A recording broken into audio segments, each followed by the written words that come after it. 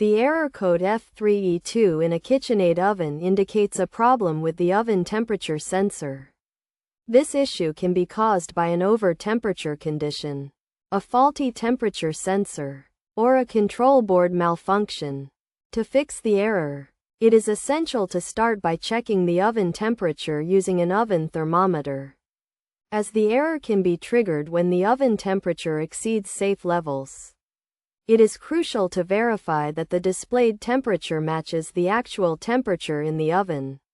Next, inspect the temperature sensor, located inside the oven cavity.